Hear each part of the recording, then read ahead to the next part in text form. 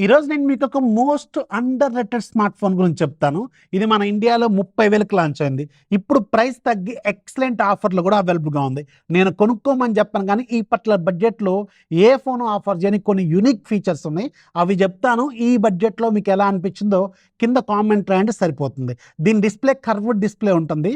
జనరల్గా 60-70 వేల రూపాయల బడ్జెట్లో వాడే display protection Corning Gorilla Glass Victus 2ని దీనికి ఫ్రంట్ సైడ్ గ్లాస్కి యూజ్ చేశారు. బ్యాక్ సైడ్ కూడా దీనికి గ్లాసే ఉంటుంది.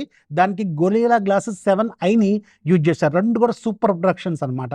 అండ్ దీనికి బ్యాక్ సైడ్ రెండు కెమెరాలో main camera LYT-800 Sony camera with optical image stabilisation 4K recording capability ఉంటుంది. అండ్ ఈ పర్టికులర్ బడ్జెట్లో ఏ ఫోన్ ఆఫర్ చేయని ఒక డెడికేటెడ్ టెలిఫోటో లెన్స్ ఉంటుంది. 2.5x ఆప్టికల్ జూమ్ని సపోర్ట్ చేస్తుంది. ఫ్రంట్ సైడ్ కూడా 20 మెగాపిక్సెల్ కెమెరా ఉంటుంది.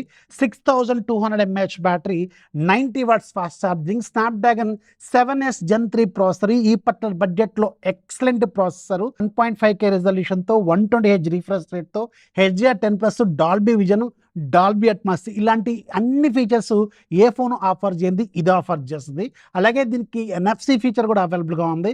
ఇన్బిల్ట్ స్టాక్ డైలర్ ఉంటుంది. గూగుల్ డైలర్ లాంటి ప్రాబ్లం కూడా ఉండదు. ఇంకా చాలా రకాల ఫీచర్స్ ఈ ఫోన్ ఆఫర్ చేస్తుంది. ఎస్, ఈ ఫోన్ పేరు రెడ్మీ నోట్ 14 Pro Plus.